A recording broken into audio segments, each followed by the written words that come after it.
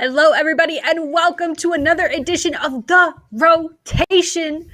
The rotations are about to be on point tonight. There is so much to talk about in the CDL. My name is Ashley, aka MiDNiTE, back at you again. I got my usual suspects here with me, IKON, Kingdom Soldier. What's good, boys? What's up? Whew. Okay, so first things first, I gotta give mad props, mad shout out, just the biggest hype ever. And if you guys know, obviously this is a Call of Duty podcast, CDL for life. Let's go. I'm a COD kid all day. You know, you guys, I've been playing Call of Duty since 2008. I've been watching competitive Call of Duty since 2011. I'm sorry to flex on you guys. I'm a boomer, okay? But aside from that, RØKKR's the Call of Duty team, right? The parent company to that team is Version 1, okay? Version 1, let's go. Version 1 has a Rocket League team. We've signed a streamer. Shout out Autumn Rhodes. Big ups. We got Blast is on as a Warzone streamer under RØKKR. So we're growing, right? And then we have a Valorant team, okay? They managed to qualify for VCT Masters, which is the top 10 teams in the whole... Let's go, Kingdom. The top 10 teams in the whole dang world. Version 1 is one of 2 North American teams at that 10-team event. We've won our first 2 matches, and today, in a classic NA versus EU matchup, Version 1 played up against Team Liquid, one of the single most iconic brands in esports. Allegedly, I don't follow Valorant teams super close, but apparently, they were ranked, first in EU, possibly first or second at the event. They were big favorites for this event, and V1 took them down. So, let's go. Ikon's got the jersey. We're hyped, man. I'm still riding up off the high of that. Earlier today was an insane dub, and then we'll play next on Thursday at 10 a.m. Central. Anyway, let's get into the RØKKR business, though. There's so much to talk about. Look at this topic sheet we got. We gotta squeeze this into an hour, baby. Let's go. I guess I wanted to start it off with just kind of recapping a little bit. The things we'd like to forget, like RØKKR's end to stage 3 did not end well, ultimately ended in, accuracy, the main AR for the team, moving to the bench to bring MiDNiTE back into the fold. So, gentlemen, I just kind of wanted your thoughts. Do you think that changed? It was the perfect time to do it? Did RØKKR wait too long to do it? Should they have given accuracy more time? Is this the right answer? Bring him in MiDNiTE. I would love to know your guys' opinion on RØKKR's end to stage 3, as well as them bringing MiDNiTE back in. I'll let IKON rock first, and then we'll rotate around. Yeah, I think it's pretty safe to say from basically everybody's account that wasn't the end of stage 3 that we were looking for, especially with how things seemed to be trending. It went down to that last match, whether they were going to get in the winner's bracket or loser's bracket. Ended up dropping that match to Dallas, which put them in the loser's bracket. And then they just, Minnesota just got beat by a streaky London squad. And at that point, I think most people would agree that it's probably not the direction that RØKKR wanted to be heading. Not that they were playing bad, because they weren't. Even earlier in stage 3, they had matches against Toronto where Minnesota was the only team to win a map against Toronto in that entire stage. So it's not like they were playing terribly, but when you're one of 12 teams and your goal is to always be the squad and to be there on Championship Sunday, during the Stage 2 Major, even though that's when Toronto went on their run in that first match of Championship Sunday in Stage 2, that's when Minnesota lost, but just being there in the Stage 2 Major, and it felt like back then these guys can make something happen on Championship Sunday. Didn't go that way, but that's the position that you want to be in major after major. So with this one not going as planned and getting beat by London in 3-0 fashion, it just seemed like things weren't trending in the right direction. So Minnesota went ahead and made the move to bring in MiDNiTE. And I think, will it be the answer? I mean, time will tell. When the move was made to bring in Standy, everybody agreed that Priesta had to be in that flex spot. It's where he's most comfortable. It's where he's most dangerous and most lethal. But the biggest question that I kind of saw back and forth was, in that main AR position, do you have accuracy there, or do you put MiDNiTE there, right? Because they're both capable of doing it. So I think accuracy played pretty well through the first couple stages, but the last stage certainly was not his best. I'm sure he'll bounce back. He has time and time again. But if you have somebody like Major Maniac on your bench, who was the main AR for a squad like Atlanta last year, if he's there, you might as well see if it works out, right? It's not like you have to go out and make a trade or sign somebody from the AM squad who's unproven. And like Standy's worked out to perfection, but that's not the way it would be with everybody, right? So if you have Mike there, go ahead, let's just make a roster move and let's just see what happens. I think that what Major Maniac brings to the table is far different from what Accuracy does, especially in places like Search and Destroy.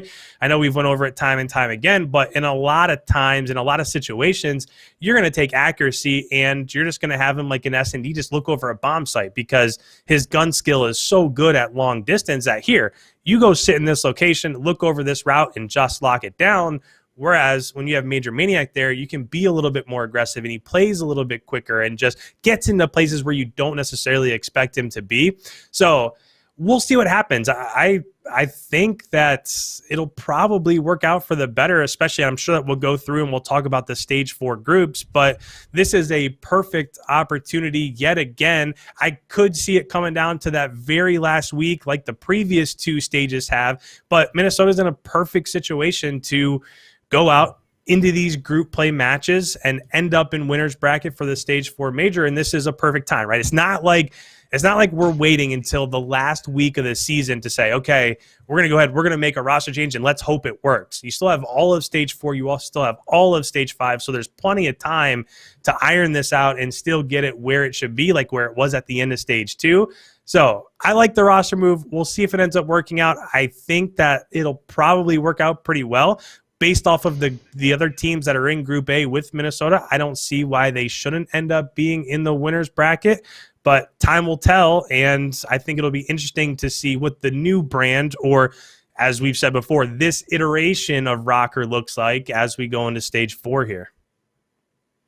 I happen to agree with a lot of what IKON said, and my answer will be brief. I do think it was necessary. If the 9th place team, the Los Angeles Guerrillas, went 5-0 in both of the next stages and won the major, they would get 250 points total, which would put them tied with Atlanta FaZe. So there's only one team that is safe right now in the entire CDL, which is the Atlanta FaZe.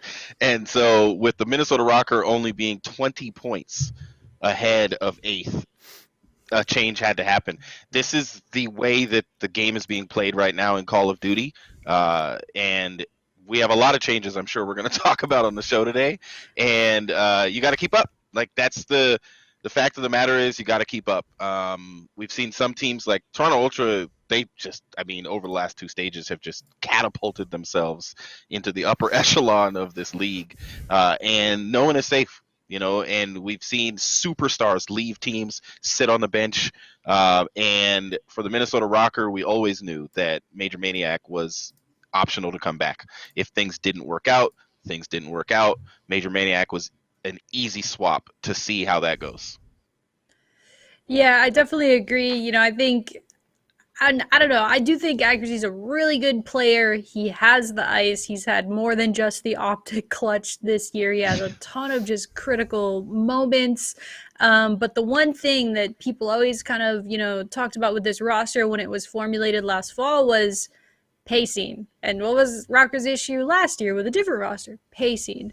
So you got Standy, ups the pace. Attach, having one of the best years of his career, hasn't looked this good since maybe World War II or Advanced Warfare, where, by the way, he won champs. He was like 18, which is pretty crazy.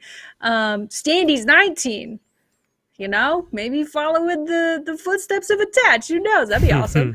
But yeah, I mean, you have Priesta, just uber talented. I think it hasn't gone unnoticed by me how much Priesta has been able to improve by moving into that AR kind of flexy role. He mostly uses an AR, and I think it's really allowed him to play a lot more comfortably. He's doing a lot better statistically and just showing up in those big moments where we needed him at the beginning of the year. And so to round this thing out, Mike back in, or Major Maniac, sorry, Mike back in. Let's see how it goes. Let's see if they can really kind of find their way here, and yeah, like maybe this is what they need to solidify themselves as more than just a cusp top 8 team. Like, let's jump into the top 6. Let's get the best seed possible for champs, and let's do this thing, baby. I'm so excited. I'm getting hyped. I'm just getting hyped. Cody asked a great question. We could start talking about some of these other roster moves as well. Cody in the chat. You shout out to all the people in the chat, by the way. If you're listening to this and not watching live, totally chill. But we do this live on the RØKKR YouTube, so tune in. Cody asks, how many roster iterations does Seattle have to go through to realize that Octane is the problem? Cody, speaking the heat. Woo! So last time we did this podcast, Seattle didn't have a 4th player. Now they do. They've got Classic. He back. Was he on Seattle Nope. at one point? Yeah. No. Well, last year, right? I swear he was. I So think they're he going was for a last full year. circle here. So that's a good question. Do you guys think that Octane is the problem? I don't personally think that he is. I don't know what the problem is, though, with Seattle. Because, I mean, we look at this last year. We even look at that roster this year. Like, damn, that team is nasty on paper. And then in practice, I predicted them so many times. It cost you so many points. They cost me so many points. I believed, man. But yeah, I would love to know your guys' take, like, on Seattle. Do you think the Classic is going to improve that team? What do they need to do? Is, what Cody said in the chat about Octane, is he the problem? I can go first.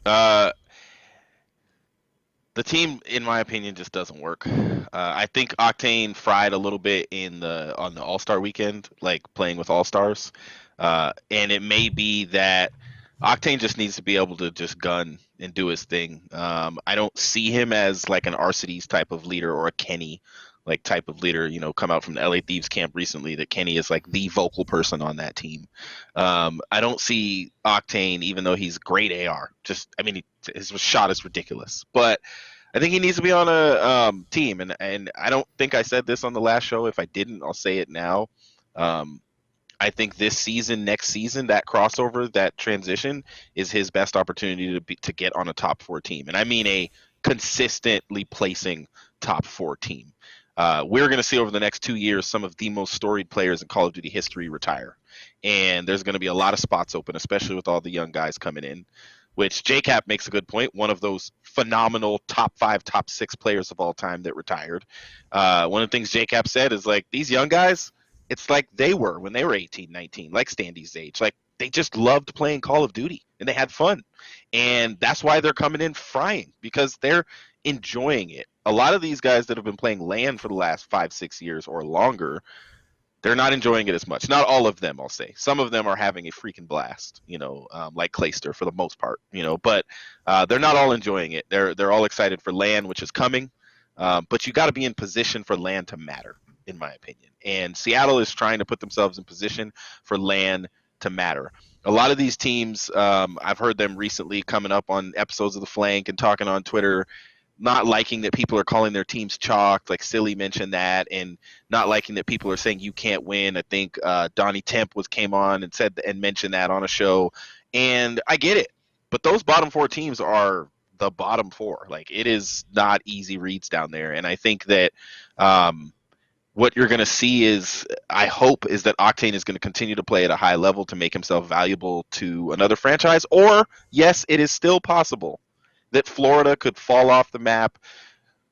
The Minnesota RØKKR are not falling off the map. So let's say Florida falls off the map and 8th place is open and Seattle goes on a run, and somehow the change that happened in London doesn't do anything. The change that happened in Paris doesn't do anything. Like, there's so many stars that have to align for Seattle to be successful. And I think that I don't think Octane is the problem, but I don't think he's the solution either. I think that team just doesn't work. It's not the right mix of guys. Yeah, I'm kind of with you there. I think what we've seen out of a lot of squads in the CDL this year is, first of all, just the overarching theme of teams this year just saying, you know what, this isn't good enough. We're not going to sit on our hands. We are going to make a move. We're going to bring somebody in, and we're going to hope that they make a change. And if they don't come in and make all the difference, then we'll make another change and make another change, and over again. We've seen London have like 40 people on their roster, and it seems like they finally had it figured out, and then they make 2 more roster changes. So we'll see if that makes them better. I don't know. But when it comes to Seattle specifically, I'm just not sure if this is the change that helps them either. Because if you go back to stage 2, it seemed like every time they would play, we saw the graphic from Pristini in stage 1, Pristini in stage 2, they're right there. And it's, their hard point KDs and from stage 1 and stage 2, and they're just getting so much closer and closer. And it seemed like, and also that MiDNiTE, that played into you always picking them, because it seemed like every time they were playing like a Dallas or a Minnesota, it went to round. When Minnesota played them in stage 2, it took a reverse sweep to beat them back then. So they really were right on the cusp. And it seemed like, okay, they just get a little bit more production from the SMG position, they're going to be right where they need to be. Now they're going to be a contender in the middle of the power ranking somewhere. And it just hasn't played out that way. And again, when it comes to making roster changes, they were like that team that waited just a little bit too long. It seemed like, when are they going to make a move? Are they going to hopefully bring somebody in that can give them a little bit of a boost? And you saw like every team except for them and Atlanta and Optic make a move. And when they finally did, it just, there wasn't a standee out there to bring in. There wasn't a Venom to bring in. And they made a move. I mean, you have to give them credit. They made a move, brought in Decimate. It just didn't work out. So now he's out. They made another move. They're bringing in Classic. But I don't know. If you go through, and I know stats aren't everything, but if you look at how Classic has performed this year, and overall KD across all 3 game modes, he's bottom 5 in the league. When it comes to hardpoint specifically, he's like bottom 10. So, sometimes just a change of pace and a different culture and a different roster and stuff, sure, that can make all the difference. But it just seems like, they made a move maybe just a little bit too late. And now who's really out there to bring in that can give them, the shot that they needed, like Standy has done. So when it comes to Seattle, I don't know. I don't think Octane's the problem. Going back to the original question, I think if he just had people in positions around him, like even Gunless. Gunless has been playing super well at the beginning of the year. And if you look at his stats throughout stage 3 and throughout the latter half of stage 2, he is not putting up the same type of numbers. They used to be like, if you were playing Control, you had to always watch out for Gunless on the map, because he was one of the best Control players earlier on in the year. And since then, I don't know if it's just, since the team's not working out, if the vibes aren't there, if they're not excited to play together or what. But I don't think that Octane's the problem. I think if you take him out and put him in the right situation, like a lot of these guys. Now, I'm not just saying it's just Octane. Sure, you could take Gunless out of that situation and you could put him on a team in the right situation and he would be great too. I just think this is the second year in a row now that we've seen. Last year, Seattle, they have a collection of all these superstars and, Karma's there, and it just didn't work out. And then they just totally rehashed the roster going into this year. You have Octane, and you bring in the Gunless, you bring in the Pristini, you bring in the Looney, and it just doesn't work out again. I don't know what the issue is specifically, but it just seems like time and time again they're missing with how they're putting together their roster. And I don't know if it's bad luck or what, but it's just not working out. And I'm not sure that I see this move for Classic, again, really being the difference for them either. Yeah, it definitely feels like a lateral move. I mean, I think Classic is a great player. I think Ludi's a great player, and they were so clever. I really did predict that so much. Toast routing is some prediction points, some upset points, but choosing Seattle. And I mean, I don't think Octane's the problem. There's not one singular problem, like especially when you have problems that kind of extend year over year. But he is the common denominator, and he might not be the problem, but I don't know if he's the solution either. They literally built the team around him twice, and they still haven't had success. So I'm really curious to see what's going to happen at the end of this year, and kind of what they're going to end up maneuvering to from there. Speaking of players and teams and maneuvering and where they're going to end up. So you got Huke, right? The freaking nuke. All right. Literally, I mean, you said it, we've said it on this show, Kingdom 2, like Huke was literally having an on par with MVP like year in stage 1 and part of stage 2. He was just the Fry guy. He's coming off of being a world champion. Obviously, Shotzi was the MVP last year from that Empire squad. But Huke has played so well on this Empire lineup previously. And then things just start to not really work. You know, Dallas is sitting in second, but they're falling short in a lot of map fives. They're falling short in series. They're starting to regress. And that ain't gonna cut it for, you know, Rambo and Hastro, right? They want excellence. They want to push the pay. They want to be number one. They want to, you know, put themselves in the best possible situation to two-peat, which would be crazy. So they decide, and I mean, especially with what we're about to like talk about, there has to be some sort of like chemistry or personality or just some sort of issue that we don't really know about here. It almost like is concerning to me. I hope Huke is all right, because he was not only benched by Dallas, but then traded very quickly, which I do genuinely wonder if Dallas is having a little trade remorse there and said, oh man, we should have at least maybe just benched him and tried to bring him back in, or maybe it was just a lost cause. Maybe it was too far gone at that point. Just kind of catching anybody up with where we're at.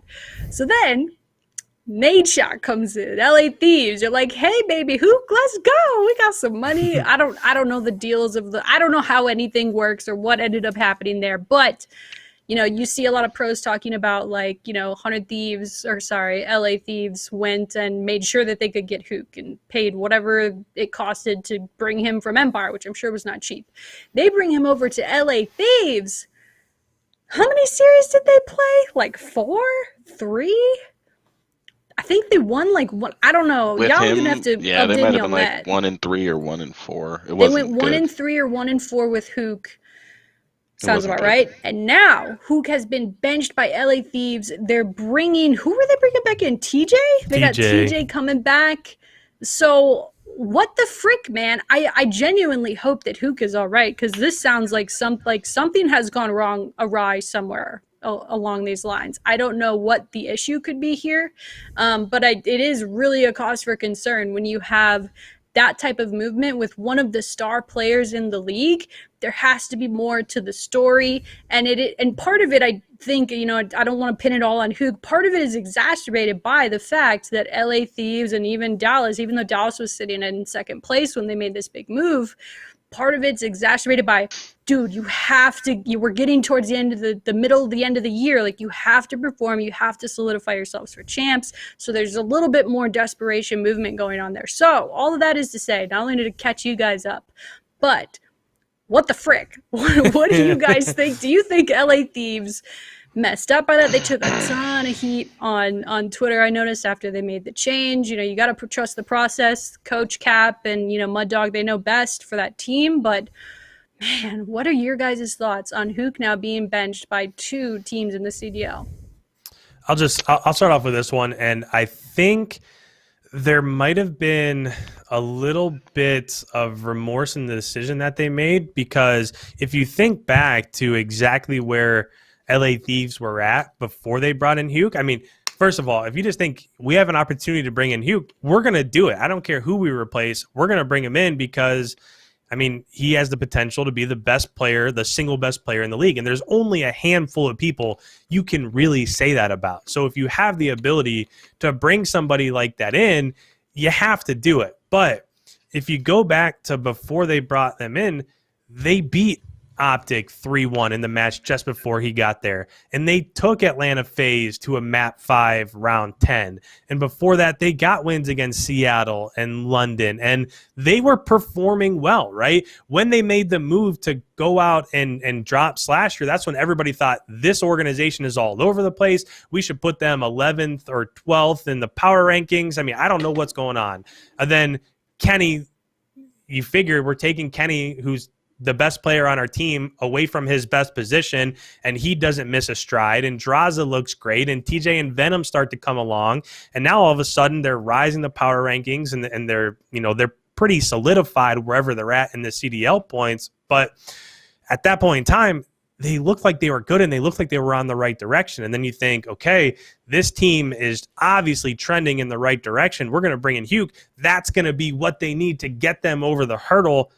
And it just hasn't worked out. And I'm not exactly sure why. I mean, you watch him play, and there are times where Huke might not be in position to get trades, and it doesn't seem like their strategy, especially in like search and destroy on offense, is exactly where it needs to be. But I don't think overall, and this was a pretty cryptic tweet, I don't know if you saw it, but Huke did say that, he's okay. And then he said something like, apparently there's something wrong with being happy nowadays or whatever. But just going into that, he seems like he's in a good place and he's happy with where he's at. And he did say that he'll make a YouTube video about it and explaining everything. So I'll be interested to watch that and see what he really has to say with what's going on with LA Thieves. But I think this move, and it's weird to say that you could bench Huke and actually get back to where you were, if not be better than you were before, because even just the idea of dropping TJ in the first place, most people thought, why would you drop TJ? He's been like their best player in search and destroy. He's been playing one of his best seasons in competitive COD this year. So even just the idea of taking him out was kind of questionable from a lot of people in the beginning. Most people probably thought that Venom would have been that player. Not that Venom's playing terrible, but you have TJ there, and TJ's been playing really well. So I don't know. I do think that, I don't know if this roster with Huke in it, I don't know if they just didn't have the time to really marinate and get the chemistry where it needed to be and, really gel with one another. But I think taking him out and putting TJ back in, I think they were right on the cusp of success where they were before. So making this roster move, I think that they'll get better. Now, again, we talk about how high is a team's ceiling all the time. I don't think there's any doubt that with Huke in the roster, their ceiling is much higher.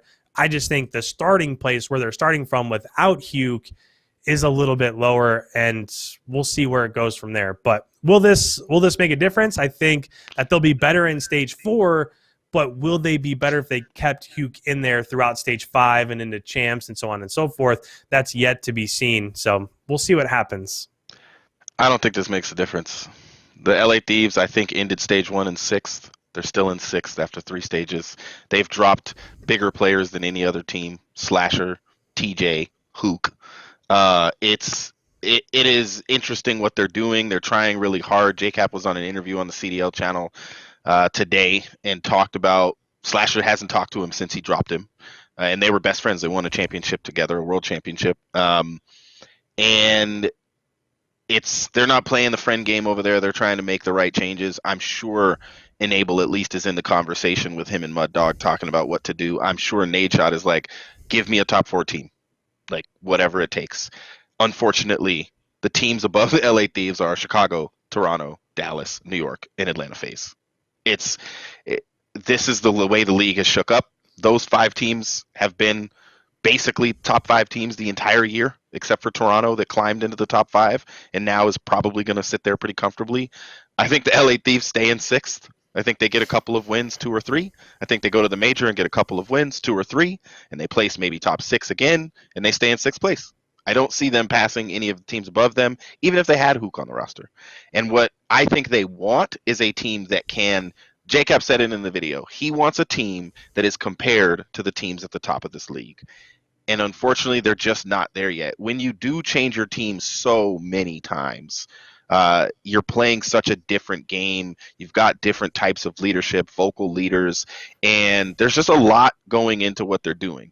When it comes to Huke, I interviewed Kyler when he was 15 years old, and he was extremely nervous. It took 20 minutes of the interview just to get him to get comfortable. I think comfort is really important to him, and I think we can all look at the mini-map, in the words of Krim, to see what's going on. Like, honestly, and this is completely just guessing, I think this is not what Call of Duty, and this is no shade thrown to the CDL, because I love what's happening in the league right now, but I think it's not what Huke in his mind saw for himself when it came to playing. He wants to just play.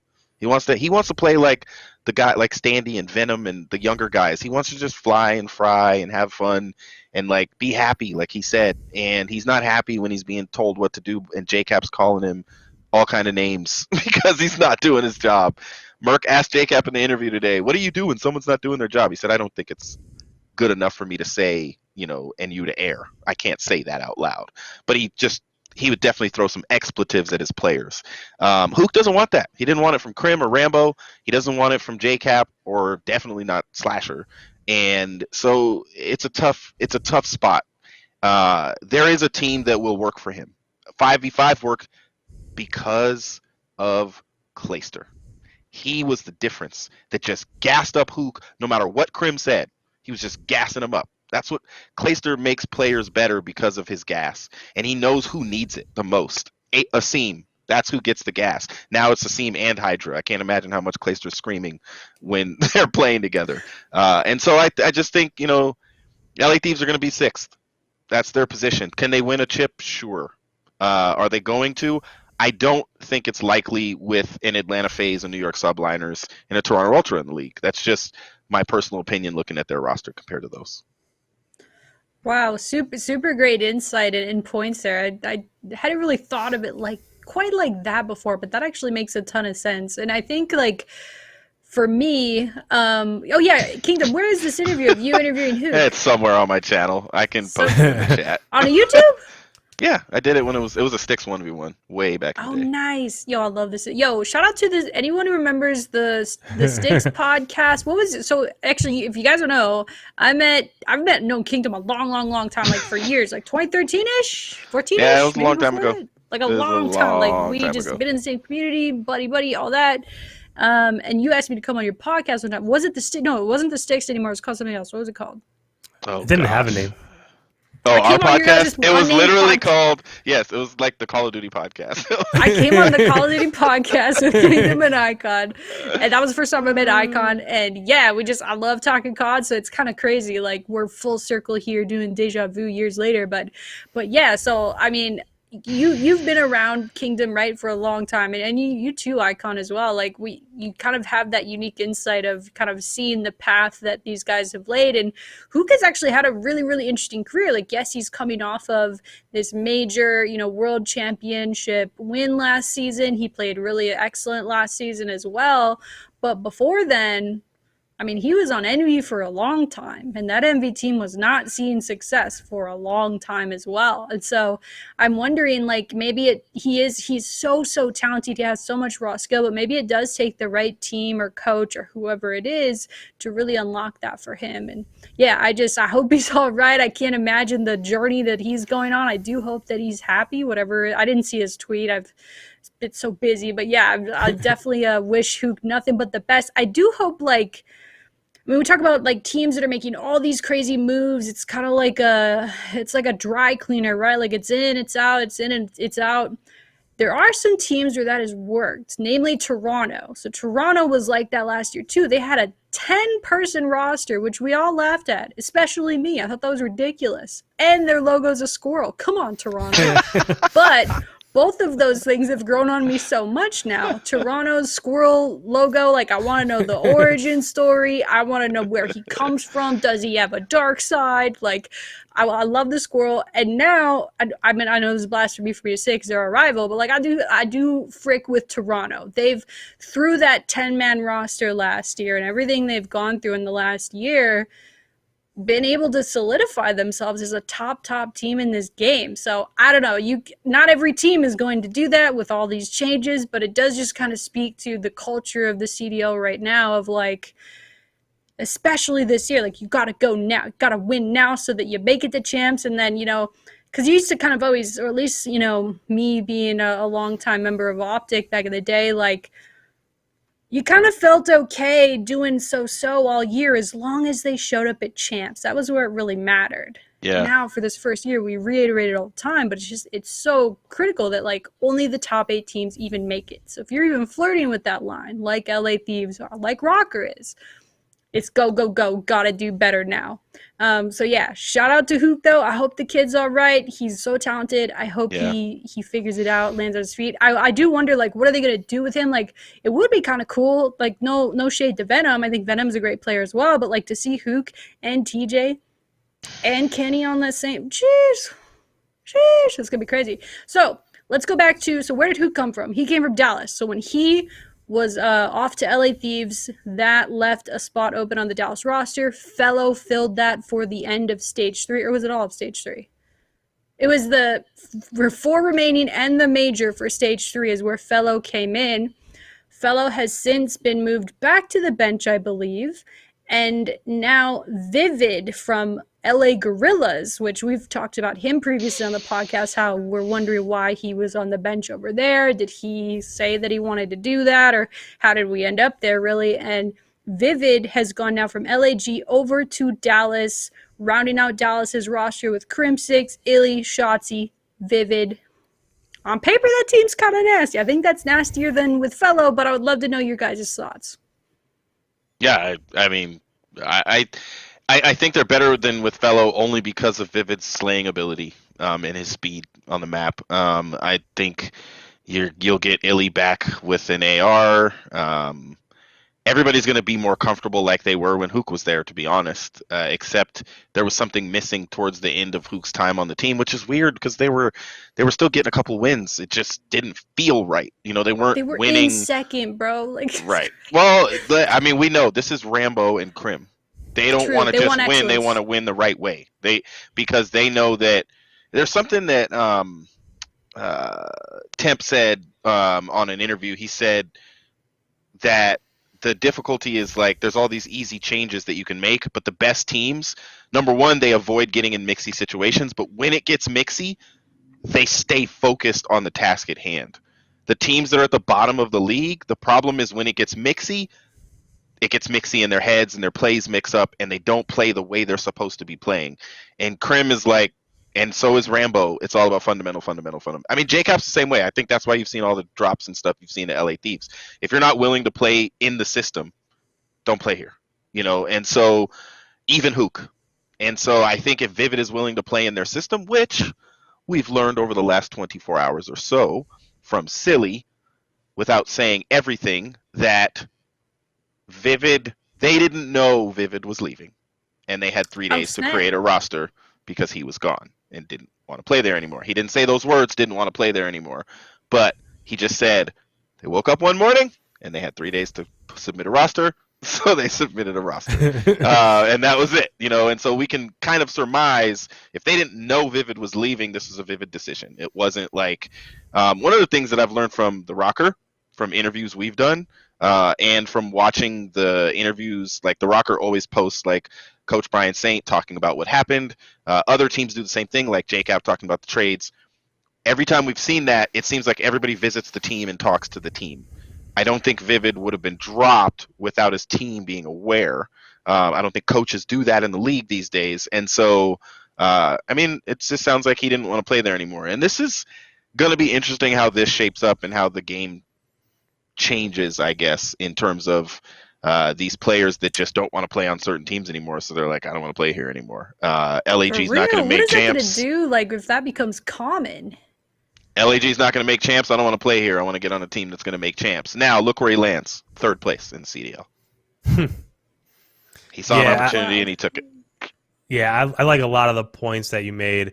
One thing that I will say is that of the teams that have made roster moves in the past week or so, I think Dallas is by far the most dangerous. Tanush said it in the chat. 100%. Said Dallas seems like they're going to be 30 times better. Maybe not as high of a ceiling as when they had Huke, but I think Vivid brings them a lot, just the way that he plays.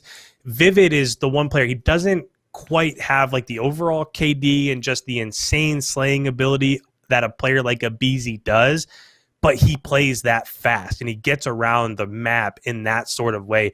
If you go through and just look at his stats, you'll see like engagements per 10 minutes and hard point. You'll see a lot of players around 40 or 41 or 42, and Vivid's at like 53 or 54. Like he's getting in 10 minutes, he's getting in 10 more engagements than everybody else. It's the same way that a BZ plays. When you go look at like Vivid's first blood percentage, you'll see a lot of first bloods, like normally around 10%, 11%, 12%. Vivid's all the way up at 18%, very similarly to where a BZ is at. So when I look at these changes that have been made, I just think that this is what Dallas needs. I just think that they need speed. And I think when you have somebody like a Vivid that's opening up the map and applying a ton of pressure, now all of a sudden, oh, by the way, we got Shotzi right behind him, who's the league MVP from last year.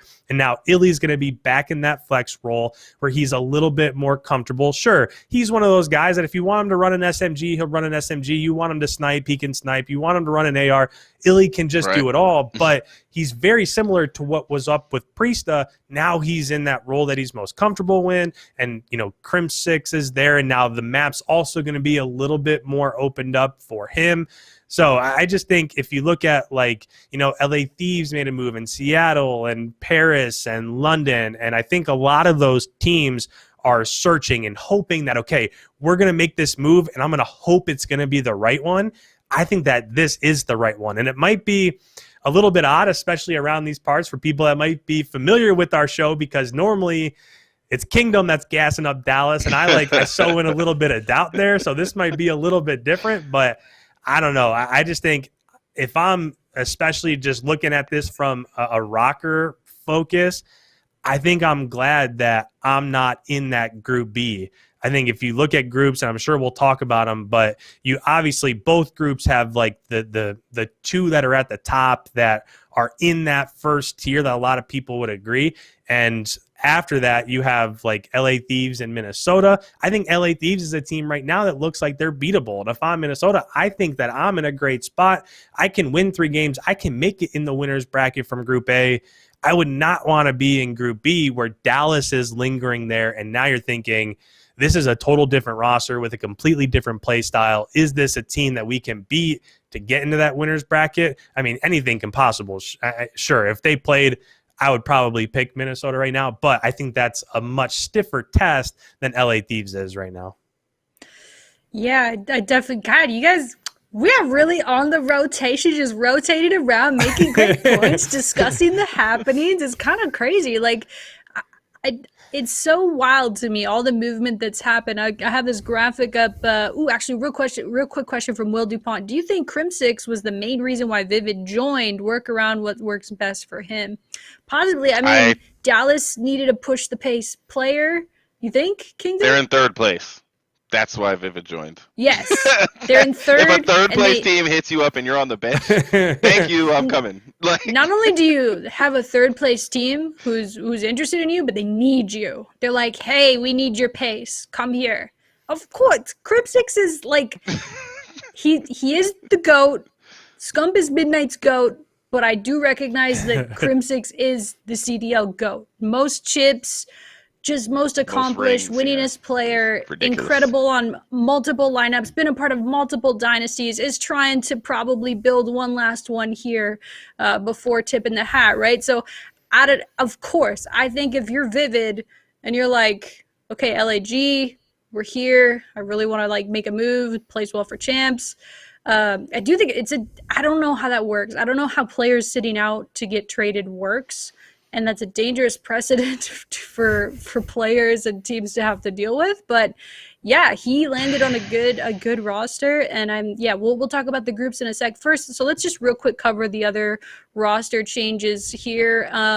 Cody, I missed it. Here's another question. When the HE double hockey sticks is Clayster gonna get his respect? I mean, the man is unstoppable. He's a beast. He's a star. Okay, let me sound delusional for 1 second because I realize that this is factually incorrect. I'm going off of heart and emotions here.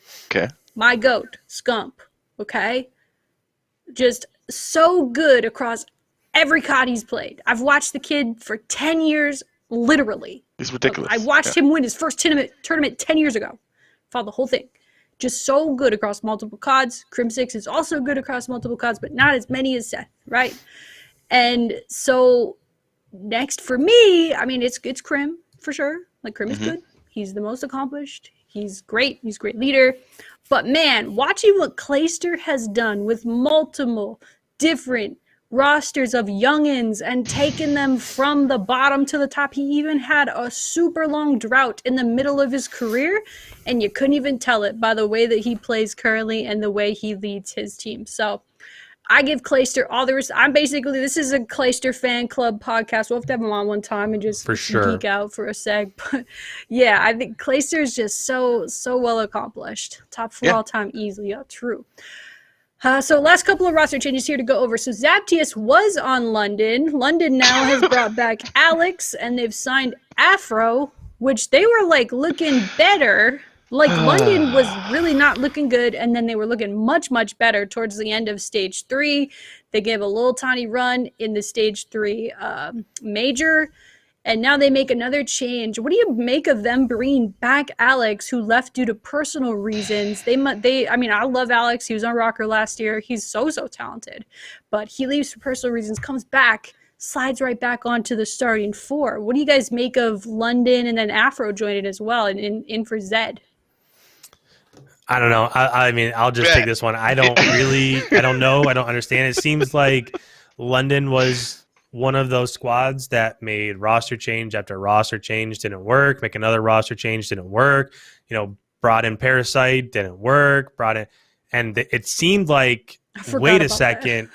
Yeah, I know. It seems like 2 years ago, and it was just 6 weeks ago or whatever. But it just seemed like they finally, and maybe, if they consistently play the Atlantas and the Optics and the Torontos of the world, maybe they don't compete with those guys. So maybe they're just trying to judge, like, where can we get our ceiling by the time stage 5 and champs rolls around and stuff like that. But where they were at, they were playing really well. In that matchup in the stage 3 major against Minnesota that we co-streamed, I was kind of shocked. I thought that it would have been a tough match, but I don't think they would have won in that fashion. They 3-0'd us, bro. Yeah, I mean, they were playing lights out. If you're talking about power rankings, I mean, would you have put them top 7, top 8? I mean, No. they were playing super well. So to go and make another roster move, I don't know if they just feel more comfortable overall and they think that this gives us an opportunity. If everything falls into place and shakes out how we think it will, does this give us the opportunity to compete with some of those top squads? We'll end up seeing, but I just feel like they were in a good spot and they were trending in the right direction. And who knows? I mean, I will say, I think that the most crucial part of their roster is staying intact. I think whatever they do going forward, I think Shawnee has, proven himself to be a more than capable AR in our league, and bringing in Paul X to kind of be his AR duo at the flex position. I think those two, they've found a home, and I think they feel comfortable with those two. And I think that they're just trying to work out like who their SMG players are going to be. But if I'm London, I mean, we'll see what happens. I think they were in a good spot, but they're also sitting there in Group B going into Stage 4, and that's going to be a tough group to try to get into the winner's bracket from. So we'll see. I mean, I don't know. I'm not sure that I understand every move that they make, but we'll see what happens. Give them the benefit of the doubt, I guess. I love how nice you are, Icon. Okay, so Zed has been a constant on this team for at least a while, right? Like longer than a 14-day contract. Oh, for sure. Yep. So I don't know why he's not on the team anymore. If they're saving money and giving Afro a 14-day, and then they're gonna keep rotating out that position, maybe. Maybe they've chalked the season. No owner would do that. Blah blah blah blah. Statement. But I think that this team, I honestly am very confused. Afro, everybody keeps saying he looks so good. He's amazing. He's like Hydra 2.0. Great. Let's get ninth. This is tough scenes, but maybe these 4 guys are going to play their hearts out. I mean, Alex hasn't touched the sticks in a long time. We haven't seen him play. We don't know what he's going to do. He hasn't been really good for quite a while, more into like halfway at the beginning of last year. And so what are we going to see? My hope for this team is that Paul X stays in the league. I think he has what it takes. Him staying on this team is a sign of that, like the fact that they're dropping these other guys. Why they released Zaptius over to Paris, who's competing with them for 8th place, I don't know. I really am puzzled by this double move by a team that actually started to look better because I would think at the end of the season you want to kind of market players that you can maybe sell in the offseason and trade. Ashley, you've mentioned it, that a couple of these players, they're kind of one in renewal plus 1 year is coming up at the end of this year. It's a lot of moves that can be made at the end of this year. By the way, a lot of these players, you think about Octane, Gunless, Pristini, and Classic, probably will all be in the league next year, but probably will not all be playing for Seattle next year. So there's so many, evenly look at Paris, there's players that are going to move throughout this league. Slasher's on the bench, Methods is on the bench, Huke is on the bench. Like this, the whole league is going to shake up. We're going to have roster mania at the end of this year. If I'm the Ravens, I'd want to put myself in position for players that I can then use as trade options for other teams. Maybe that's what they're doing. Maybe they're confident in Alex. Maybe they promised him they'd bring him back. Maybe Afro, they're really looking at as an upcoming star that they can sell. Maybe Paul X, same deal. And Shawnee, they're not going to get rid of. So, I mean, tough scenes for Zed. Zaptius at least got on another team. But again, now we have Zed sitting on the bench. I mean, this is, if we don't have expansion, it's going to be really interesting next year what happens. And who's casting, and doing other stuff with their career. To say it is going to be crazy in the off season, and it's going to be I don't know. The CDL has developed very nicely. I will say I've loved awesome. All the maneuvering and the games. The very consistent format this year isn't my super favorite, but I do think, we'll be back next year, hopefully on LAN all the time. So one last movement. So Zaptius was on that 2-week contract with London, goes over to Paris, who has Aqua, Temp, Scraps, and now Zaptius Classic out of there, goes to Seattle. Are they better? You think? I think Paris is, in my opinion. Yeah, I guess I agree. I mean, I don't know how he's going to play with them. Listening to Donnie talk about their team and that's Temp. Listening to Temp talk about their team. I'll be honest. I'm not as confident. One of the things I look for when I listen to any sports person, any personality, any professional, even when Standy was interviewed, and I listened to his interview, and Standy is able to speak to what his team actually needs to work on, what their critical errors are. When someone comes on any show or any interview and can't speak to those things and they're on the team, it means the team's not talking about it, in my opinion. Someone on the bench should know, if they're going to play ever, they should know what the team is doing, what their strategies are, and what they need to work on. If you can't speak to that and you can only speak in kind of general statements, well, then there's something missing. And so, again, without a system, this isn't a league that you can see high success in. It's just not. To Temp's point, you're going to lose. You can't just play your opinion when things get messy. You have to have a system to fall into in those moments, especially in like search and destroy, because you'll get 6-0'd, 6-2'd, and then it'll hurt. And then you go into control and you're already feeling it. The way that this league works and the way that the game modes and the maps and everything are so specific. We've got Standoff coming in this stage. We're going to see Standoff on LAN. I'm so excited about that. But this Paris team, in my opinion, got better, to IKON's point, but better is 2-3, better is top 8, maybe. They're gonna have to fight for a top 8. Like, that's better. And so I think they need a system, and I don't know what that looks like. I don't know if Theory needs to get a little rougher on the guys or what, but they need a system there in order for the team to actually take that better player and make something of it. It's all about the MySpace top 8 at the end of the year. It really is. You kind of mentioned it here. So Standoff, one of the best, most iconic Call of Duty maps of all time, from Black Ops 2. We got, not only do we got Raid, we got Express. Oh, Shannon got the pick. Let's go. Standoff is coming in. Standoff Search and Destroy, to be specific, is coming into the map rotation, and Checkmate is out, which is good because, I'm sorry for swearing, but Checkmate S&D is ass. All right? We can all agree there. It's worse than Miami. I will die on that hill. Standoff is back. Apparently, I'm a little bit disappointed. I don't know if there's just like a development thing or how this ends up happening, but Standoff was a hardpoint map back in Black Ops 2.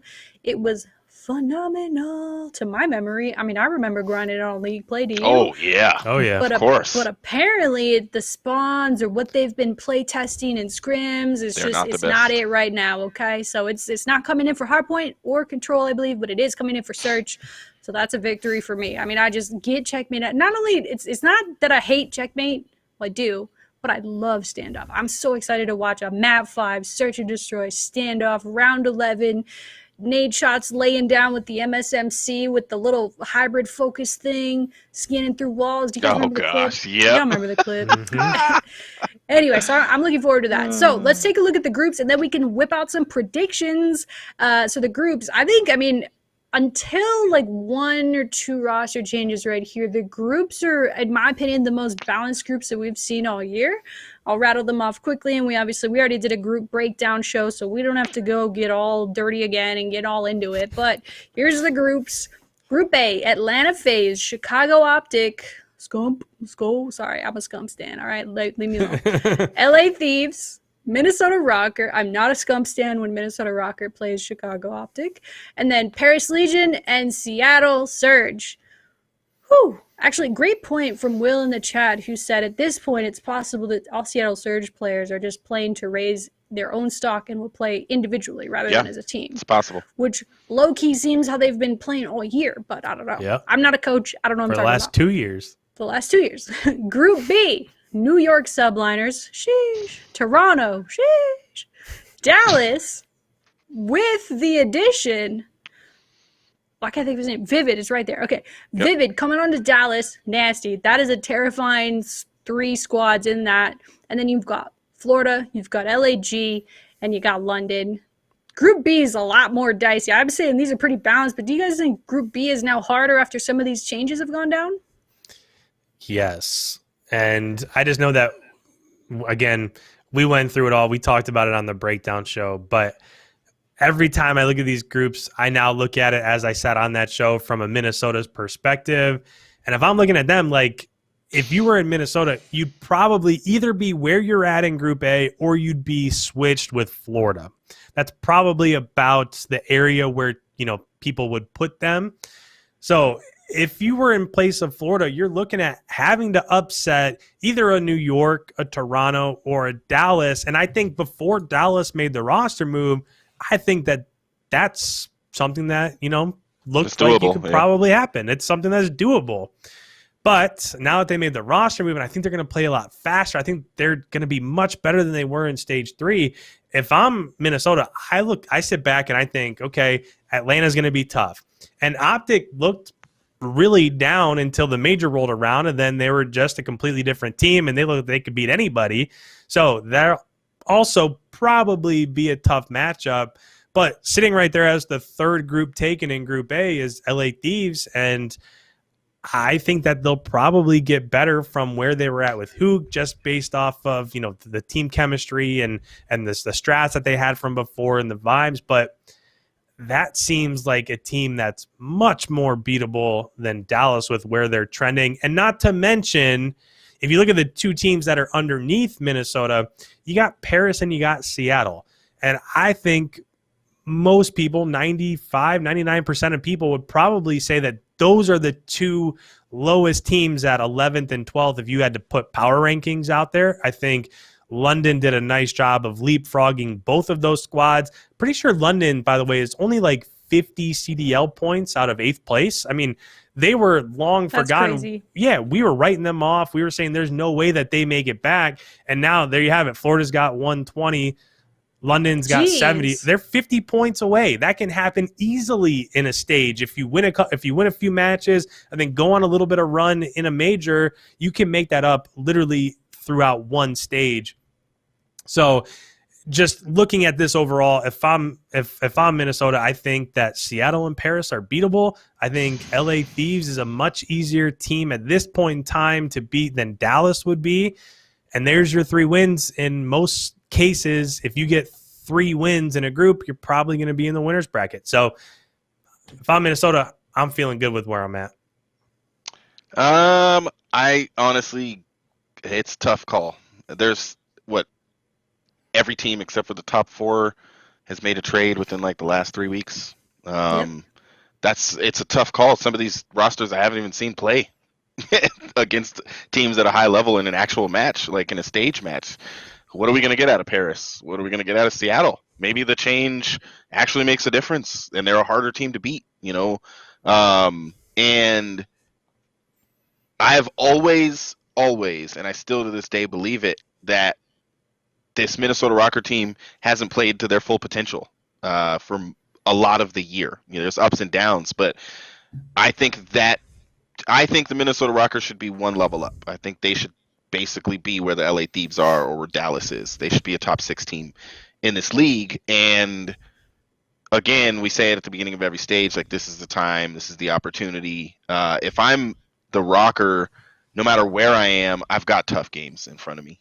FaZe is going to be tough. What if you play them and then the next day you play Paris and you haven't played Paris yet? They have, and I'm just guessing. I know we're going to do predictions, but it's like at the end of the day, it really depends on if you're hot that day, if you figured out your team with Major Maniac back. Like, there's a lot of factors that go into it, and Dallas is, Icon's right. Dallas is definitely scarier than the LA Thieves. Maybe because this is a new LA Thieves. Maybe with TJ, they go back to the top 6 form that they had at the beginning of the year, and they, are better in S&D, and they look like a good team, and they're cohesive. And, with Huke, they just didn't look on the same page. And it just looked off. And so, but with Kenny's leadership, maybe that's a team you actually don't want to see, And so this is honestly right now, this is going to be one of the grimiest, toughest stages of the entire year. There are teams that will know for sure that they're not going to champs at the end of this stage. And so these guys are good. You could hear it in the voice of like Silly and Temp when they got on the flank and they're talking about like, and shout out to Zuma, great show, but you can hear them on the show. Like they were mad that people were telling them they were chalked. They were like, it's not over. We still have a chance. And it's like, I'm glad you feel that way. Play like it, and I'm not a professional Call of Duty player. Never have been. I know it's difficult. Obviously, when someone like Slasher is on the bench, Methods is frying his butt off in Challengers. Was the only Challengers player in the All-Star game, and is still watching from the sidelines because Insight is ridiculous. And this league is so talented right now. Talk is cheap. You got to play, and I think both of these groups are very difficult no matter what the team is. If you're a FaZe, you have to work hard to go 5-0. It's not easy. It's not like, oh, you can just, do your thing.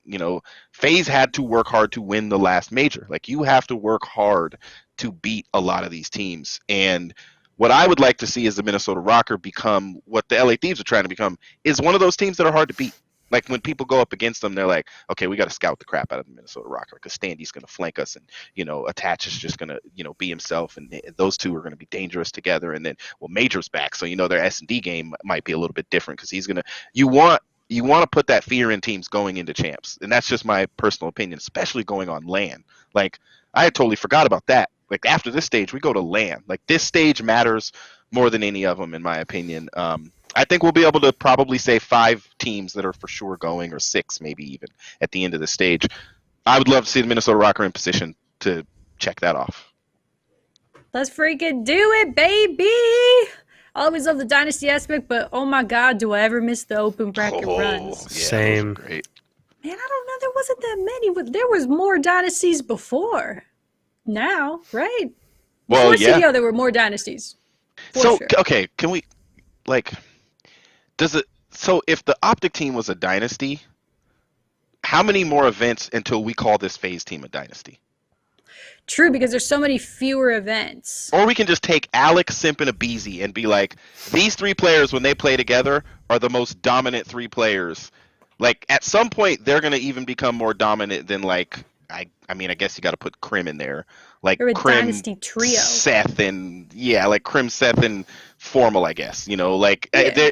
they're a Dynasty trio. Their win record as a trio is utterly, it's stupid. Like, it's just going all the way back to those E-United days. Like, it's just dumb. And I think that those, and if you separate them, like Clayster was saying last year, like, look who's in all the finals of these events. It's all these little players from E-United. Like, those are the top in the league all the time.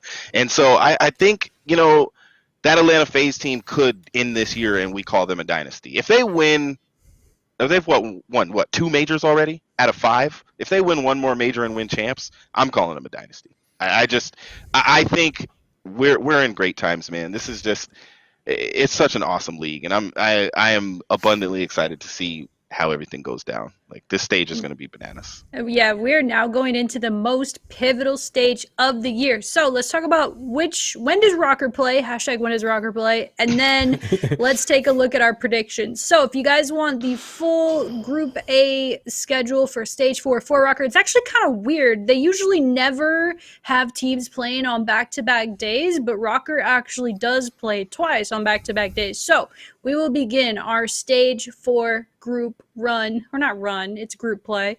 We're beginning group play on Friday, May 28th versus Optic Chicago. Chicago Sheesh. Optic, the only team where you don't say the city first. Chicago Optic, 3:30 p.m. Central Time is the current time for that.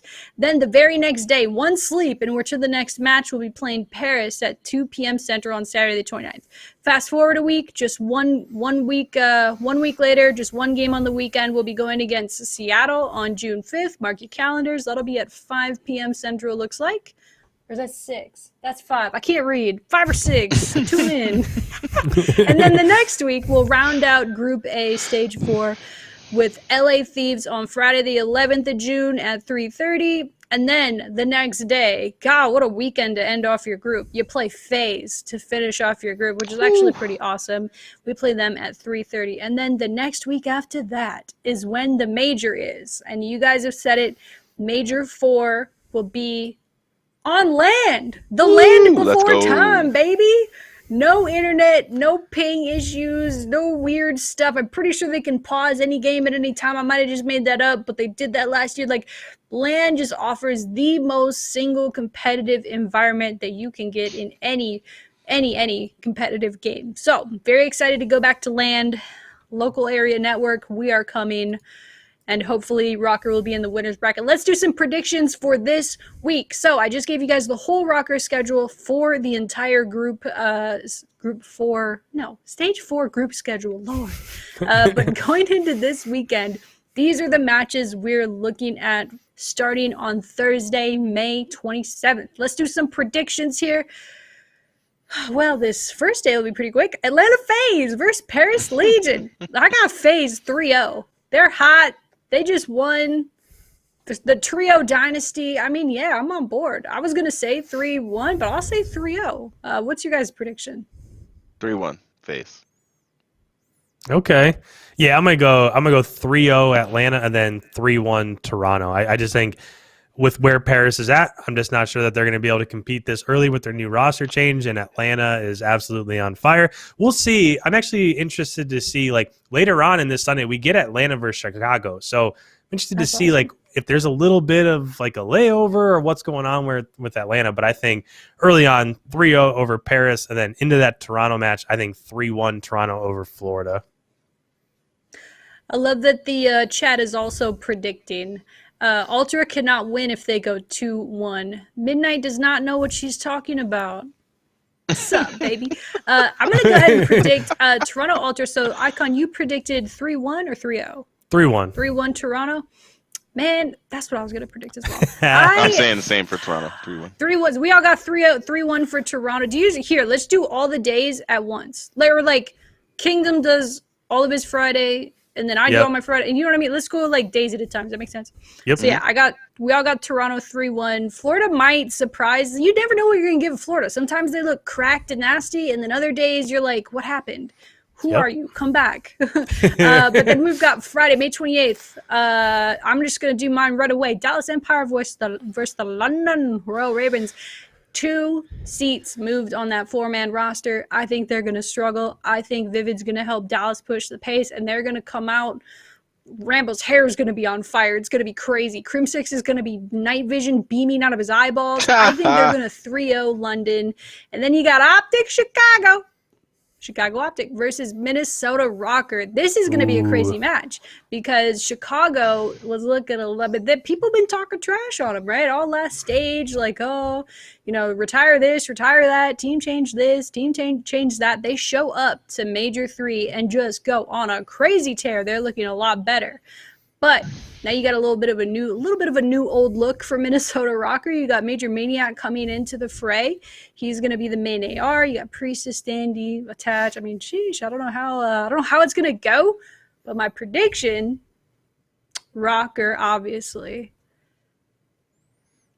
3-2 RØKKR. I'm going to go 3-2 RØKKR. Ooh, going to the search. Going to the search. Hopefully they'll be playing on Standoff. Kingdom, let me know your Friday picks. I'm gonna go Dallas Empire 3-0. I think they went 0-6 in their last 6 maps. That's true. They got a big change. I think Vivid is going to be trying to prove himself because, you know, no spot is safe. We've talked about it, and this team is already locked in for 3rd, so they can do another roster change if they want to. So I'm going to say 3-0. I just think they're going to come out frying. I think Shotzi is going to freaking go off. MVP performance from him. Might get like a 1.7 KD. I'll get some bonus points for that one. And then, unfortunately, I got to call it 3-2 for Chicago. I know, and I've got the hoodie on. You got the RØKKR hoodie on, dude. Come on. I didn't even wear it, but I got the hat right next to me. So. But it's like, I honestly, I think Chicago. I don't know what happened, but something happened. I don't know if it was because they started streaming a little bit again, but something happened, and those guys, they get angry when people accuse them of being anything less than great because they are great. And they get most angry at themselves for not proving it. And so I think they know what position they're in. I think they're going to try to steal that spot from Dallas Empire on the standings, and they're just going to be frying. So they have a tough match on Sunday, but I think this one will be 3-2 in their favor. Yeah, looking at the Friday matchups, I agree. I don't know. I'm just really high on Dallas right now. And if London hadn't have made roster changes, I think my prediction might be a little bit different here because they were looking just so solid in that stage 3 major. But I'm going to go Dallas here 3-1. I think that they'll probably lose a respawn just because, you know, sometimes like that control gets a little bit wonky, especially with new rosters and trying to figure out, you know, where you want to go and whatnot. But I think they'll probably win 3-1. And then that Optic versus Minnesota match, I'm going to go 3-1 Optic here. Again, it's just... Oh! Wait, can I get upset points for this? Come on. Yeah, sure. For sure. You know what? I'll say upset points. We'll offer you the upset points. We'll offer you the upset points. I will say, I think if Minnesota goes 2-0 this weekend, I think that they're basically just punching their ticket into the winner's bracket. I think if they were able to beat a team that's ahead of them or at least picked ahead of them and they get a win over Paris, I think they're 2-0. All you probably have to do is just beat a team like Seattle, and there you go. You're in the winner's bracket. So I think these 2 matches are super important, but Chicago looked like they were on a different level at the end of stage 3. They were 1 round away from winning that S&D on raid against Toronto, which would have propelled them further into that tournament on Championship Sunday. I just think that they're this close, and I think that they're sick and tired of everybody saying, what is Optic like the 7th best team in the CDL right now? I think that really got to them. So I'm going to go 3-1 here, Optic, and let's move on to Saturday. The words of Optic nature. Yo, upset points approved. Let's go. Shut up, Mr. Shannon. She got my back. In the words of Optic Nate Shot, I don't want to hear you talking shit unless you're going to win the map. As he yelled on main stage from a booth into the other booth. Oh, man. Crazy times. All right, so Saturday. I guess I'm going to go first on Saturday, but then I'm going to let you guys predict first on Sunday, just so I can steal your homework a little bit. But so I'm going to go first for Saturday here. RØKKR versus Paris Legion. Man, you never know with Paris. They've given us some trouble in the past, but I do think RØKKR will be able to take this 3-1. I do think, to your point, Icon, you know, that Optic match is going to be tough if RØKKR is going to win it.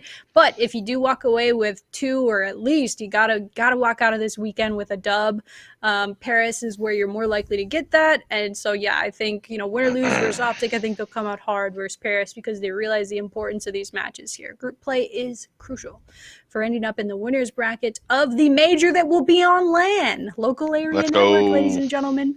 So, yeah, RØKKR 3-1 Paris, write that down. LA Thieves versus Seattle Surge, good Lord. Tough call. Can I get double upset points if Seattle Surge come wins? No, I'm just kidding. on. I'm just kidding. I would do it. No, I'm not going to do it. Do LA it. Thieves is Come going to on. win 3-1. Nah, maybe 3-2. She's going to be so mad when the Surge LA wins this Thieves is match. going to win 3-1 versus Seattle Surge, in my opinion. This New York Subliners versus LA Gorillas. Stuff's about to get freaky. Wait, who's on the Gorillas? Did they make a change? They haven't made a change. I'm tripping. Okay, I'm tripping for sure. Man, I don't know. I wonder. Yeah, because Well, they have Vivid Cheen, had already because benched. Vivid left. They got Cheen.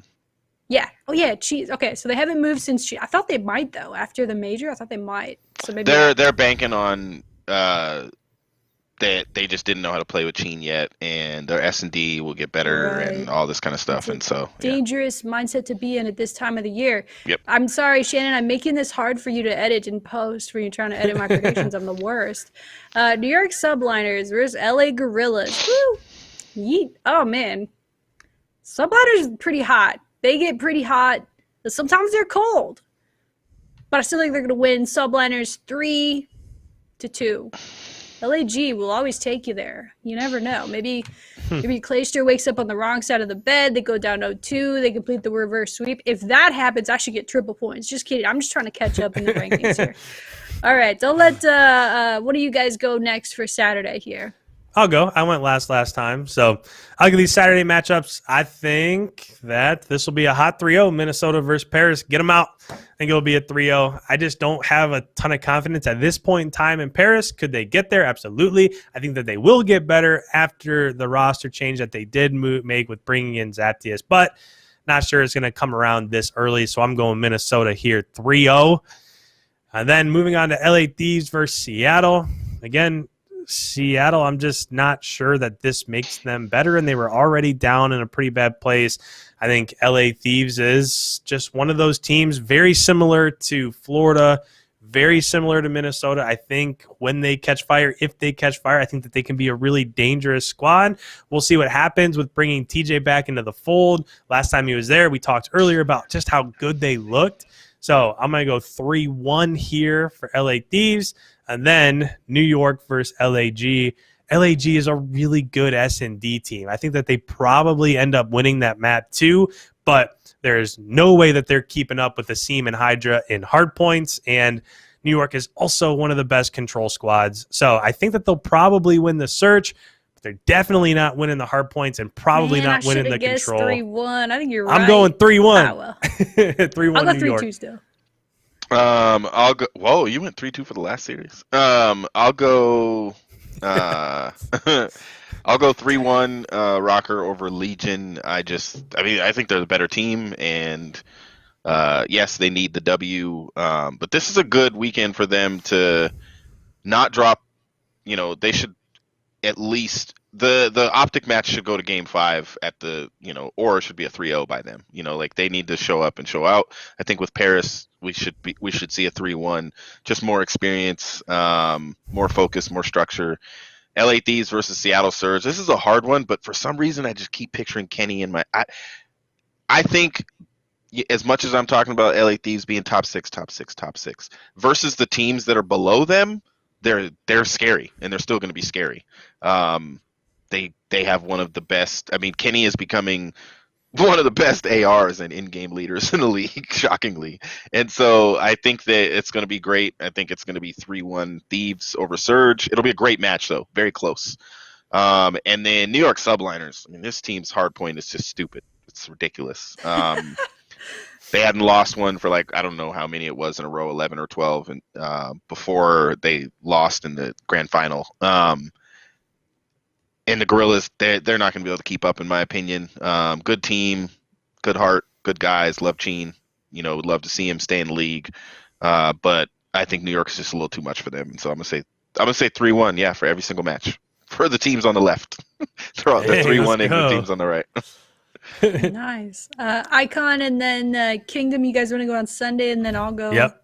last. You went all the way with the left squad for Saturday. I think I did too. We might have all went left side for Saturday, but I'm going to do the same thing for Sunday. So Florida versus London. I know I said this earlier, but I really wish London wouldn't have made a roster move because I feel like they were at a point where you have these teams that are kind of middle of the road.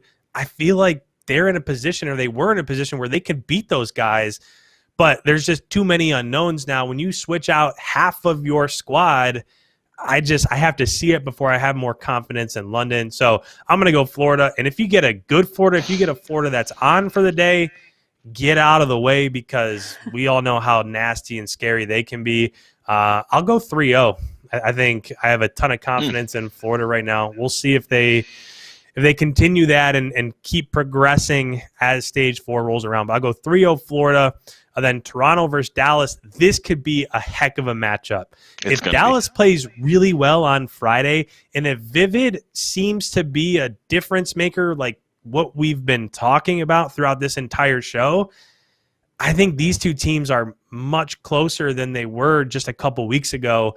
I think it'll probably take a little bit more time. I'm not sure you can just make a roster move and a week later compete with arguably a top 2 team in the game somewhere in there. So I'm going to go Toronto. I do think it probably goes to map 5. If that map 5 is S&D on raid, there's no way Toronto loses that. But I just have more confidence right now in Toronto and Search. So I'll go 3-2 Toronto. And then Atlanta versus Optic. I cannot wait for this. Actually, this week it has a ton of great matchups and a ton of storylines. There's so many matches throughout this stage and just throughout this very first week that are super consequential. Like if you're Minnesota, you go 2-0 like we talked about earlier, you almost got your ticket punched into the winner's bracket. So we'll see what happens there. But back on track here, Atlanta versus Optic. Oh, boy. I wish I could make this prediction after I saw how Optic plays against Minnesota because That's I don't know. cheating. I know it's cheating. Obviously, we got to make it now, but I'm interested to see if Chicago keeps up that momentum that they built in the Stage 3 major or if they fall off a little bit. I think this one will be close. I have a ton of confidence in Atlanta. I think Atlanta is the best squad in the CDL. I basically thought that throughout the entire year. I'll go 3-1. I don't think it goes to a map 5. If it does go to a map 5, I think Atlanta wins that too. But I'm going to go Atlanta 3-1 here. But, man, I cannot wait to watch that matchup. I was making sure Icon wasn't going to – I would have loved for you to pick Optic right there. I would have taken all those points from you. Although, of course, they can pull that off. How many times have Atlanta lost this year? They've lost to only, 3 teams total? Yeah, it's stupid. It's Well, they haven't ridiculous. played RØKKR yet, though. So. That's facts, and this is the time when it's going to happen. This is So last day, I'm going to say Florida Mutineers throwing a curveball, going for the upset. I don't even know if it counts for upset points, but I'm going to go Ravens over the 8th place Mutineers. Yo. 3-2. That Mutineers team is the one of the most unpredictable teams in the league to me. They have good days and they're disgusting. They have bad days and they're not. And they don't really have a middle ground, so they're very hard to predict. I'm going to predict that they are going to be so mad about how Toronto beat them on Thursday that on Sunday they're still going to be sour and they're going to try to play different. And the Ravens are just going to, honeymoon them. Ultra, I'm pulling upset as well. I'm going to say Dallas is going to win that 3-2. And I think upset points? I think Dallas is going to catapult themselves back into the top 4 of the league. I don't know if that's upset points. I think they have potential. You don't They're think so that's an upset? ranked. Dallas over Toronto? Yeah, but it's the second team and the third you're team. Right. Yeah, I guess you're right. They're close in the rankings. Oh, 3rd and 4th, right? Isn't New York second now? I just meant in their group. Oh, okay, got you. So I'm going to say Dallas 3-2 over Toronto Ultra. Toronto Ultra got to lose to somebody in this. I think they might lose to Dallas and New York, and that's it. And they'll still go to winners, or they'll just lose to one of them. And then Atlanta FaZe and Optic, I'm going to go 3. I would love to see this be a 3-2. I want to see it so bad, I'm calling it a 3-2 for FaZe, because I want to see Game 5. on Sunday. Jesus, dude, yeah, you guys said it. These matches this weekend are absolute just banger after banger. My predictions for Sunday. I don't know ever what to predict Mutineers, man. I think it's possible that London could beat them, but I think it probably will come down to the AR battle between, Big Wake. yeah, I guess what's that? Big Wake, you talking about? Yeah, Big Wake. Who's the other guy? Why can't I think of his name? Skies. Big Wake and Skies. That's right. Man, how did I forget Caesar Skies Bueno? So See, Afro might come out and go crazy. You never know. You never yeah, dude. I mean, the only thing that I think like could really catapult London in this matchup is that honeymoon phase, right? Like, yeah, they might get beat against Dallas on Friday, but if they come out hot and Alex looks like Alex from like last year, and then this Afro guy is as insane as everyone's saying he is, it could be nuts. But with that said, I do think Florida Mutineers is going to take it 3-1. Or wait, what did you say again? He said Florida too. I think it'll be 3-1. I don't think this counts as upset points, but I actually do agree with you that Dallas will beat Toronto here. Let's go. Because of the thing I just mentioned. They've been so down lately. They did not have a great stage 3. They've now had 2 roster changes. I think they're finally going to hit their stride. They're going to hit this little honeymoon period with Vivid. I mean, we saw on RØKKR, firsthand what happens when you bring a cracked sub into the game. Vivid's really going to help them push the pace. And, if Krim is able to kind of make him do the right things on a mini-map, you might see something nasty out of Dallas. So I'm going to go Dallas. God, it's so hard because Toronto's so good at search. I don't know how I can in good conscience say this, but Dallas Empire, it has to be 3-1, right? Y'all just giving me points. Stop, We'll see. Stop it. Watch what I win this. 3-1 Empire. Let's go. And then Atlanta FaZe versus Optic Chicago to cap off Sunday. Oh, my goodness. Whew, take Optic, man, I dare you. I want Optic to win. But I just don't know if they can in this one. It is their home. Now, hold on. Not only am I trying to one-up you guys on points, but I was a part of Optic for 9 years, so I still have that pull in my heart when they're not playing RØKKR. Like, obviously on Friday, RØKKR's dominating the green wall, okay, baby? But come Sunday, it's their home series. There's going to be some type of Optic Chicago magic for their home series. I'm trying to think of logical reasons that would cause this prediction. It's mostly me going for upset points and wanting Optic to win. Optic Chicago 3-2 over Atlanta FaZe. Write it down. Technically, preference-wise, if the RØKKR beat Optic, you're going to want FaZe to beat Optic too, technically. For Optic to go into the second week 0-2 is very beneficial for the Minnesota RØKKR. Just saying. But no, wait, what? Well, because what if we ended up in a tiebreaker? Because if they beat FaZe, but we lost to FaZe, but we beat Optic, and we're in a weird tiebreaker, that could help us, right? I don't like you guys in tiebreakers. RØKKR should stay away from tiebreakers. They don't. RØKKR should stay away from tiebreakers. We never want to go 3-2 and not make winners RØKKR again. Shout out to stage 1. Good times. All right. Well, yeah, that's my prediction. Optic 3-2. I don't know how, but they could. Guys, that's it for the podcast. I love every time we're like, yeah, we'll end it, we'll go 7:30 to 8:30. Fine. We always end up doing 90 minutes, and it's always such a good time. I love talking COD with you guys. Yeah. And I just really appreciate you guys' time, chit-chatting. It's totally fine that, you're wearing version 1 and RØKKR gear predicted against RØKKR. Like, I would never bring that up ever. That's so late. Do you know when the next version 1 match is? Yeah, so version 1, Valorant, as we mentioned at the head of the show, is actually playing in VCT Masters, which is the top 10 teams in the world. You got V1 Valorant coming in number 2 in North America. One of 2 teams representing North America at this 10-team worldwide tournament. It's on LAN, as we've all discussed and wanted for so long. It is back on LAN, and they did a huge upset today versus Team Liquid, one of the the single top EU team and one of the top teams in the world. So they're looking good, feeling good. We play, I forget the name of the team. Shannon, do you happen to know it? I believe it's the Korean team on Thursday at 10 a.m. Central Standard Time. That'll be on twitch.tv/Valorant. what's that team's name? It's like Unban or Urnban. New Turn Gaming.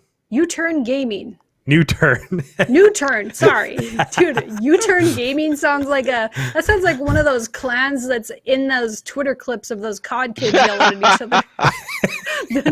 U-Turn Gaming. Go home.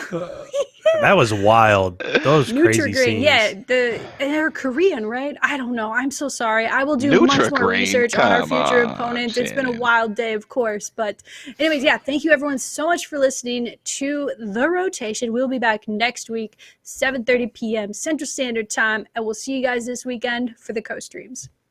Peace.